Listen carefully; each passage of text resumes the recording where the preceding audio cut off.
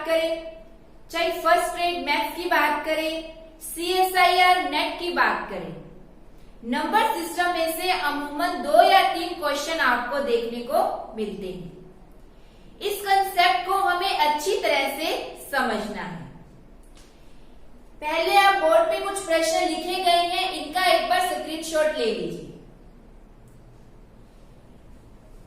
हम अपने वीडियो में नंबर सिस्टम, उसमें से मुख्यतः रेशनल नंबर्स यानी परिमेय संख्याओं की हम बात करेंगे, उस पे ऑपरेशन की बात करेंगे। मोस्टली क्वेश्चन वहां से पढ़ते हैं। इवन आप कोई भी गाइड पढ़ो तो उस गाइड में इस कंसेप्ट से संबंधित अच्छी तरह से क्लियर नहीं किया होता। अगर कुछ क्वेश्चन दिए भी होते हैं वो इनकरेक्ट होते हैं। आज हम उन्हीं की ही बात करेंगे। तो पहले तो ये क्वेश्चन है कुछ फर्स्ट, सेकंड, थर्ड। जो थर्ड क्वेश्चन है, थर्ड क्वेश्चन के ऑप्शंस वही हैं जो कि सेकंड क्वेश्चन के हैं। अब हम हमारा टॉपिक शुरू करते हैं। सबसे पहले हम कुछ स्टैंडर्ड सेट की बात करेंगे। हम natural number, whole numbers, integers, rational numbers, irrational numbers, real number, इनकी बात करेंगे। सबसे पहले हम बात करते हैं प्राकृतिक संख्याओं की, जिसे हम n नेचुरल नंबर से लिखते हैं। अब इसमें कौन कौन से आते हैं? 1, 2, 3, 4, 5 एंड सो ऑन। इसके बाद अगला सेट आता है जिसे पूर्ण संख्याएं इंग्लिश में कहते हैं होल नंबर्स, और इसे W से लिखते हैं। इसमें सिर्फ 0 अलग से आता है, बाकी सेम वही एलिमेंट जो नेचुरल नंबर में होते हैं।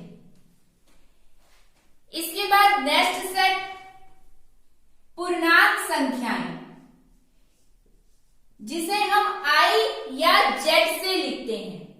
पूर्णांक को इंग्लिश में इंटीजर्स नंबर कहते हैं, इस कारण इसे I से लिखते हैं। और इसी पूर्णांक को जर्मन भाषा में ज़ेहलन कहते हैं, इस कारण से इसे Z से लिखा जाता है। इसमें क्या है? नेगेटिव्स नंबर और बाकी पूर्ण संख्याएं सारी की सारी इसी के अंदर आती हैं। तो ये हमारा हो गया इंटीजर्स का सेट।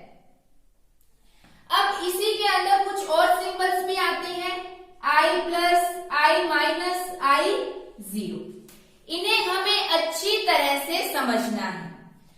I+, इसका मतलब है धनात्मक पूर्णांक संख्याएं। अब धनात्मक पूर्णांक संख्याएं तो कौन कौन सी होंगी? पूर्णांक संख्याएं धनात्मक तो 1, 2, 3, 4, 5 डैश डैश डैश। अब धनात्मक पूर्णांक संख्याएं, अब यहां क्वेश्चन आता है कि 0 इसमें आएगा या नहीं। तो 0 ना तो धनात्मक है और ना ही ऋणात्मक है, तो यहां हम क्या ले रहे हैं? सिर्फ धनात्मक। तो 0 धनात्मक नहीं है, इस कारण I+ में 0 नहीं आएगा। इसी प्रकार से I- मतलब ऋणात्मक पूर्णांक संख्याएं, तो नेगेटिव्स लेनी है, यानी -4, -3, -2, -1 ऋणात्मक पूर्णांक संख्याएं।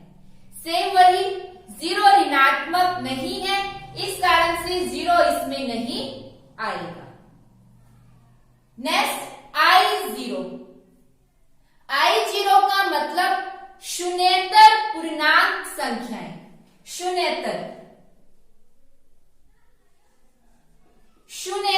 पूर्णांक संख्याएं, शून्येतर का मतलब नॉट जीरो, शून्येतर पूर्णांक संख्याएं, यानी इसमें क्या है? 0 के अलावा जितनी भी पूर्णांक संख्याएं हैं वो सब इसमें शामिल होंगी। तो कौन कौन सी होंगी? सारे वही एलिमेंट्स, -3, -2, -1, लेकिन 0 इसके अंदर शामिल नहीं होगा। शून्येतर पूर्णांक संख्याएं। तो i plus i minus i0 इन तीनों में कहीं भी शून्य शामिल नहीं है। i प्लस यहाँ इंपॉर्टेंट है, i प्लस को हम n से भी लिख सकते हैं, यानी i प्लस वास्तव में है क्या? ये एक प्राकृतिक संख्याओं का ही सेट है। इसी प्रकार से एक और सेट होता है जिसे कहते हैं ऋणेतर पूर्णांक संख्याएं। अब ऋणेतर है, ऋणेतर का मतलब नॉन नेगेटिव, नॉन नेगेटिव यानी कि जो नेगेटिव नहीं है वो सारी की सारी पूर्णांक संख्याएं। अब इसकी अगर हम बात करें तो इसमें क्या हो जाएगा? जो नेगेटिव नहीं है। अब सेम वही क्वेश्चन कि जीरो इसमें आएगा या नहीं। तो हमने कहा है कि जो नेगेटिव नहीं है, तो क्या जीरो नेगेटिव है? नहीं, जीरो नेगेटिव नहीं है तो जीरो इसमें शामिल होगा। इस जीरो का हमें विशेष ध्यान रखना है। तो ऋणेतर पूर्णांक संख्याएं, नॉन नेगेटिव इंटीजर्स नंबर, ऐसे इंटीजर्स नंबर्स जो नेगेटिव नहीं है, यानी ये। और ये बेसिकली सेट कौन सा है? हमारा होल नंबर्स, यानी कि पूर्ण संख्या। एक बार आप इनका स्क्रीनशॉट ले लीजिए। अब इसके बाद हम बात करते हैं परिमेय संख्याओं की, जो किसी भी परीक्षा की दृष्टि से इंपॉर्टेंट टॉपिक रहता है। परिमेय संख्याएं, रेशनल नंबर भी कहते हैं, इसे क्वोशिएंट नंबर कहते हैं, तो इसे क्यू से लिखा जाता है।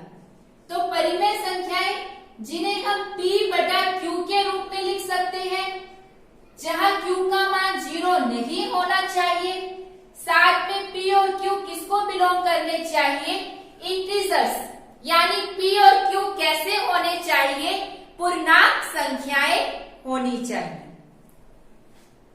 तो अगर हम उनके एग्जाम्पल की बात करें तो 7/9 परिमेय संख्या है, -7/9 परिमेय संख्या, क्योंकि -7 और 9 दोनों ही क्या है? पूर्णांक संख्याएं हैं। 3 की अगर हम बात करें तो 3 परिमेय है या नहीं, इसे हमें चेक करना है। तो 3 को हम 3/1 लिख सकते हैं, तो ये कैसा रूप बन गया? p/q रूप बन गया।